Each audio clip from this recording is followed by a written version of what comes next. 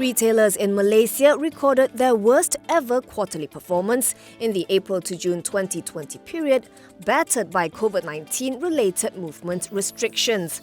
According to a report compiled by Retail Group Malaysia on behalf of the Malaysia Retailers Association, sales contracted by 30.9% during the 3 months.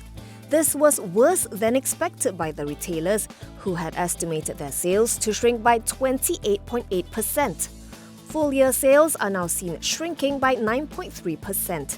The Malaysia Retail Industry Report released today said this year has been the worst period for the local sector since 1987, with the domestic retail market turning into a bloodbath since the middle of March. Subsectors that were worst hit include department stores, such as retailers like Parkson, whose sales shrank by 62.3%.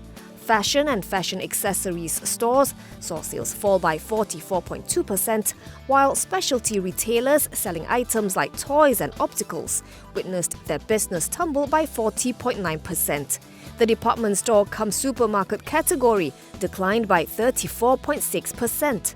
The pharmacy and personal care segment, which was allowed to remain open throughout the MCO period, saw sales fall by 26.2%.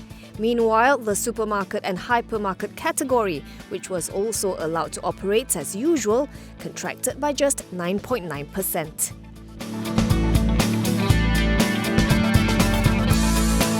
Hospital bed and equipment maker LKL International spiked by as much as 25% today after announcing earlier that it had bagged a nitrile glove contract worth $18.96 million or 78.49 million ringgit. Its shares reached an intraday high of RM1.16 a piece before paring gains to close still 22% higher at RM1.13. During noon market close, LKL said in a bourse filing that its subsidiary, LKL Advanced Metal Tech, was awarded a contract to supply nitrile gloves to an unnamed Chinese company. The contract is expected to contribute positively to its financial year ending April 30th, 2021. In a separate statement, LKL MD Lim Kon Lian said, the contract highlights the firm's growing brand recognition as a global supplier of quality medical and healthcare equipment. He said it would boost its export contributions from Asia and significantly enhance its performance in FY21.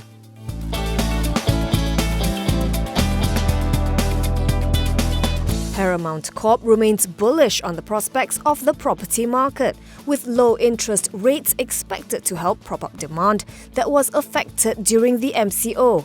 The group saw first-half property sales fall 38% to RM193 million. This affected the group's second quarter, which ended in the red with a net loss of RM3.7 million from a net profit of RM28.47 million a year ago. For the cumulative 6 months, however, net profit surged 13 times to RM463.25 million, boosted by the gain on the disposal of its pre-tertiary education business. Paramount Group CEO Jeffrey Chew said the group's second-half prospects will be boosted by higher property launches. Paramount has an estimated RM640 million of launches in the pipeline, and all are residential. That's 121% more than what the group launched in the first half. It also had unbilled sales of RM873 million as at June 30th, which will continue to provide some visibility on its cash flow in the near term. The pace of conversion into billings, however, will largely depend on construction progress.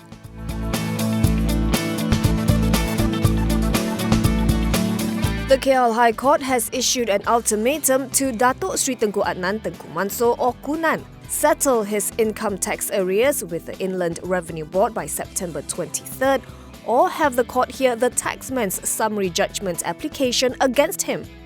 Kunan had earlier wanted a stay of the IRB's legal action. His lawyers told the court today that there is a possibility he may decide to settle the arrears with the board. However, the court declined to postpone the case further. Last July, the government filed the suit via the IRB after charging the ex-FT minister and former UMNO SecGen for not paying income tax for the years 2012 to 2017. It is seeking a total of 57.17 million ringgit, with interest at 5% per annum from the date of judgment until the realisation date, with costs and other reliefs deemed fit by the court.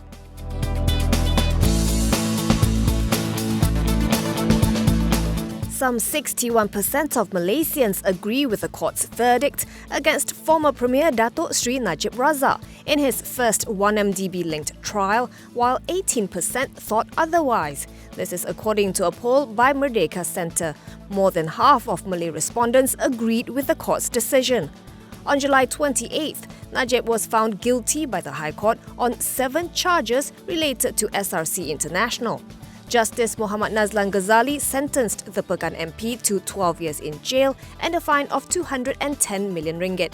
Najib is the first Malaysian former Prime Minister to be charged in court and sentenced to prison. During the sentencing, the judge said that Najib made no attempts to recover the 4 billion ringgit loans given by Corp, which were transferred to Switzerland immediately after the loans were released in 2011 and 2012. Muhammad Nazlan also dismissed Najib's assertion that he thought the 42 million ringgit was part of a donation from Saudi royalty.